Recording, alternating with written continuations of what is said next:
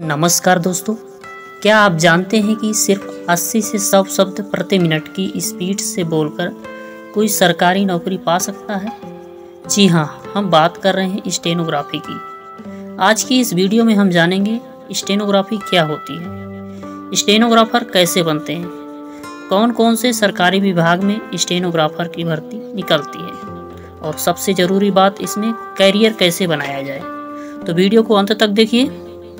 तो चलिए शुरू करते हैं। स्टेनोग्राफी क्या है? स्टेनोग्राफी का मतलब है तेजी से बोले गए शब्दों को एक विशेष लिपि में छोटे छोटे चिन्हों द्वारा लिखना। बोले तो इसको भी बोलते हैं शॉर्ट हैंड। ठीक है, इसकी अपनी एक अलग ही लिपि होती है।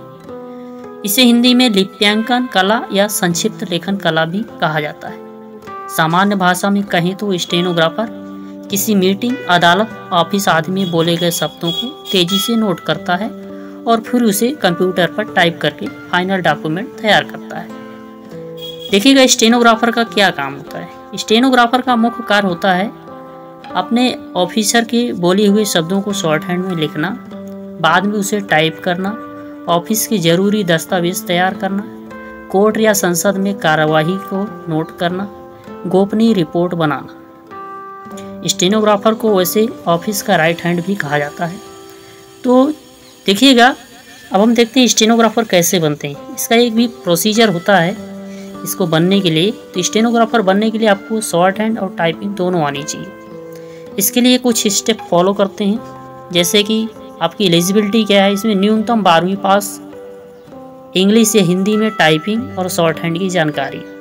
टाइपिंग स्पीड कम से कम 35-40 शब्द प्रति मिनट होनी चाहिए और शॉर्ट हैंड स्पीड 80 से 100 शब्द प्रति मिनट। इसके कोर्स के बारे में जानें, कोर्स कैसे करें। आप स्टेनोग्राफी का कोर्स किसी सरकारी ITI या प्राइवेट संस्थान से कर सकते हैं। कोर्स की अवधि 1 से 2 साल होती है। देखिए, आपको यहाँ पे भ्रमित कर सकते हैं कुछ लोग कि 6 महीने में सीखा जा सकता है। हाँ, सीखा जा सकता है, लेकिन उतनी कुशलतापूर्वक लिखा नहीं जा सकता, क्योंकि इसके लिए एक टाइम होता है, टाइम चाहिए।